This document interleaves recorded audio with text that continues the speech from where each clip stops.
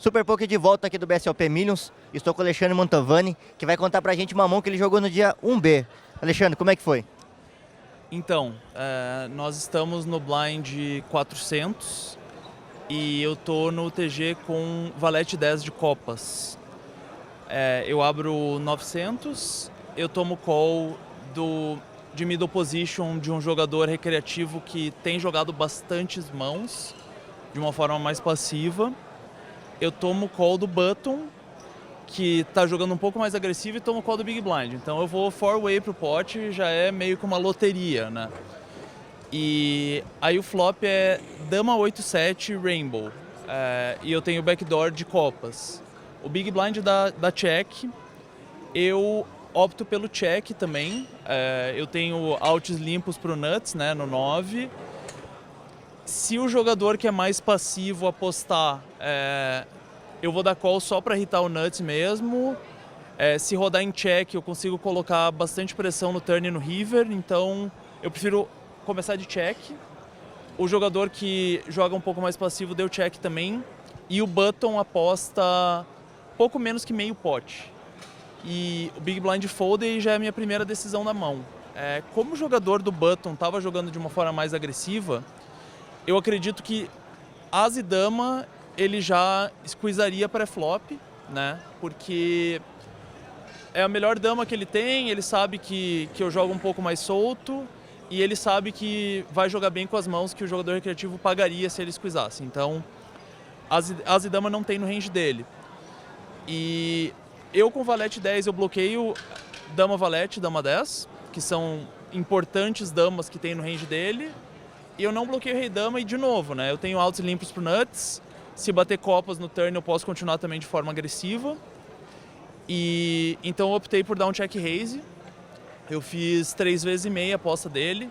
E por ser multi-way também, eu vou ter muito menos blefe no meu range. Na verdade, eu optei pelo valete 10 por causa disso. Bloqueei as melhores damas dele e o 9-10 é bom o suficiente para eu dar call por ser duas pontas, né? O jogador recreativo foldou a mão e ele pagou. No turn dobro 7, mas é um 7 de copas. E aí eu tenho um straight flush draw, o bordo tá dobrado. E eu acredito que assim, esse jogador, se ele tiver um full house, vai ser 8-8. Eu acho que o 7-8 contra mim, pode ser que ele dê mais um raise ainda no flop.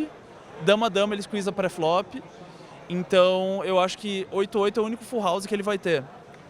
Então eu continuo apostando, só que o comum nesse spot é usar um sizing grande, né? Porque o meu backdoor entrou e etc. E é uma carta que é bem melhor pra mim do que pra ele, porque os sets ele vai foldar no flop. E se eu blefo o valete 10 de copas, eu vou blefar mãos tipo 6 e 7 com backdoor e esse tipo de mão. Só que costumeiramente se usa um sizing grande, eu optei por usar um sizing pequeno. Eu usei um sizing de 20% do pote. Eu ganho duas coisas com isso, né? Eu ganho folds imediatos de algumas mãos com backdoor que ele deu float, né? Porque ele vai continuar pagando com rei 10, rei valete, esse tipo de mão com o backdoor. E eu já ganho folds imediatos dessas mãos, o que torna muito lucrativa essa jogada. E eu consigo ver o river barato, que também é muito bom, né? E quando eu tô no topo do meu range também, eu consigo fazer ele chegar no river mais vezes. E o 8 eu vou conseguir fazer foldar pra frente sempre, né? E ainda tem o flush draw, que também me ajuda. E no river bate um 3 de copas. Então eu completo o meu flush. E aí eu faço um sizing de pouco mais de meio pot no river. E o cara acaba dando raise. Então eu faço pouco mais de meio pot, ele dá raise pra 4x. E aí quando eu tomo esse raise, eu acredito que assim, esse jogador em específico, ele já tomou um hero call meu antes. E então assim, eu acredito que ele vai ter uma tendência de não tentar me blefar.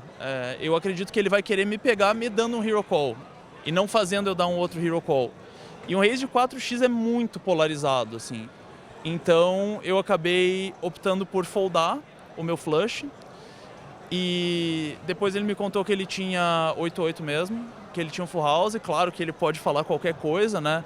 Mas eu acredito que faz bastante sentido pelo histórico, pela minha imagem na mesa, pela maneira que eu estava jogando, pela maneira que ele estava jogando. Então, eu consegui chegar no river da forma que eu queria e tive que foldar uma mão muito forte, mas está tudo bem, assim, porque eu acredito que era a decisão mais lucrativa. Por que você não optou pelo check e dar check call no river? Porque como eu fiz ele chegar no river com range mais fraco, quando eu opto pelo sizing pequeno no turn, então ele vai chegar no river até com alguns 8s, dependendo da maneira que ele joga. Ele vai chegar com todas as damas e etc. Então eu acredito que essas mãos dariam check behind quando eu dou check no river. Então quando eu aposto eu consigo extrair valor dessas mãos também, que como ele chega no river com range fraco, ele vai ter que pagar com as damas.